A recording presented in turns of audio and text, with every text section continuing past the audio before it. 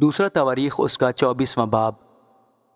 یوآس 7 برس کا تھا جب وہ سلطنت کرنے لگا، اور اس نے 40 برس یروشلم میں سلطنت کی۔ اس کی ماں کا نام زیبا تھا جو بیر سبا کی تھی، اور یوآس یہوید کاہن کے جیتے جی وہی جو خداوند کی نظر میں ٹھیک ہے کرتا رہا، اور یہوید نے اسے 2 بیویاں بیاہ دیں اور اس سے بیٹے اور بیٹیاں پیدا ہوئیں۔ اس کے بعد یوں ہوا کہ یوآس نے خداوند کے گھر کی مرمت کا ارادہ کیا، سو اس نے کاہنوں اور لاویوں کو اکٹھا کیا اور ان سے کہا کہ یہودا کے شہروں میں جا جا کر سارے اسرائیل سے سال بسال اپنے خدا کے گھر کی مرمت کے لیے روپیہ جمع کرو، اور اس کام میں تم جلدی کرنا۔ تو بھی لاویوں نے کچھ جلدی نہ کی۔ تب بادشاہ نے یہودیت سردار کو بلا کر اس سے کہا کہ تو نے لاویوں سے کیوں تقاضا نہیں کیا کہ وہ شہادت کے خیمہ کے لیے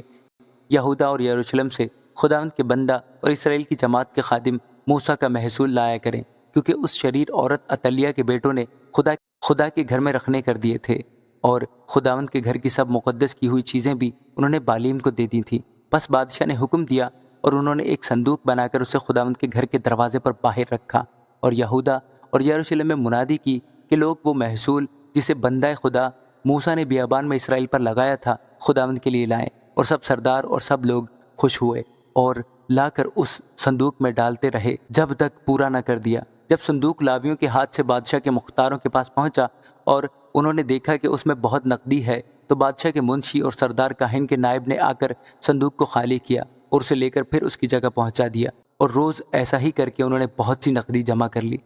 پھر بادشاہ اور یہویت نے اسے ان کو دے دیا جو خداوند کے گھر کی عبادت کے کام پر مقرر تھے، اور انہوں نے سنگ تراشوں اور بڑھئیوں کو خداوند کے گھر کو بحال کرنے کے لیے اور لوہاروں اور ٹھٹیروں کو بھی خداوند کے گھر کی مرمت کے لیے مزدوری پر رکھا۔ سو کاریگر لگ گئے اور کام ان کے ہاتھ سے پورا ہوتا گیا، اور انہوں نے خدا کے گھر کو اس کی پہلی حالت پر کر کے اسے مضبوط کر دیا، اور جب اسے تمام کر چکے تو باقی روپیہ بادشاہ اور یہویت کے پاس لے آئے، جس سے خداوند کے گھر کے لیے ظروف یعنی خدمت کے اور قربانی چڑھانے کے برتن اور چمچے اور سونے اور چاندی کے برتن بنے، اور وہ یہویت کے جیتے جی خداوند کے گھر میں ہمیشہ سوختنی قربانی چڑھاتے رہے۔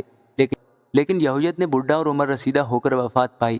اور جب وہ مرا تو 130 برس کا تھا، اور انہوں نے اسے داؤد کے شہر میں بادشاہوں کے ساتھ دفن کیا، کیونکہ اس نے اسرائیل میں اور خدا اور اس کے گھر کی خاطر نیکی کی تھی۔ اور یہویت کے مرنے کے بعد یہودا کے سردار آ کر بادشاہ کے حضور کورنش بجا لائے۔ تب بادشاہ نے ان کی سنی، اور وہ خداوند اپنے باپ دادا کے خدا کے گھر کو چھوڑ کر یسیرتوں اور بتوں کی پرستش کرنے لگے، اور ان کی اس خطا کے باعث یہودا اور یروشلم پر غضب نازل ہوا۔ تو بھی خداوند نے نبیوں کو ان کے پاس بھیجا تاکہ ان کو اس کی طرف پھیر لائیں، اور وہ ان کو الزام دیتے رہے پر انہوں نے کان نہ لگایا۔ تب خدا کی روح یہویت کاہن کے بیٹے زکریا پر نازل ہوئی، سو وہ لوگوں سے بلند جگہ پر کھڑا ہو کر کہنے لگا، خدا یوں فرماتا ہے کہ تم کیوں خداوند کے حکموں سے باہر جاتے ہو کہ یوں خوشحال نہیں رہ سکتے؟ چونکہ تم نے خداوند کو چھوڑا ہے، اس نے بھی تم کو چھوڑ دیا۔ تب انہوں نے اس کے خلاف سازش کی اور بادشاہ کے حکم سے خداوند کے گھر کے صحن میں اسے سنگسار کر دیا۔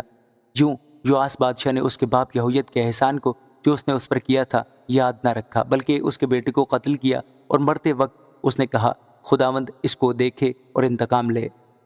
اور اسی سال کے آخر میں ایسا ہوا کہ ارامیوں کی فوج نے اس پر چڑھائی کی اور یہودا اور یروشلم میں آ کر لوگوں میں سے قوم کے سب سرداروں کو ہلاک کیا اور ان کا سارا مال لوٹ کر دمشق کے بادشاہ کے پاس بھیج دیا۔ اگرچہ ارامیوں کے لشکر سے آدمیوں کا چھوٹا ہی جتھا آیا، تو بھی خداوند نے ایک نہایت بڑا لشکر ان کے ہاتھ میں کر دیا، اس لیے کہ انہوں نے خداوند اپنے باپ دادا کے خدا کو چھوڑ دیا تھا۔ سو انہوں نے یوآس کو اس کے کیے کا بدلہ دیا،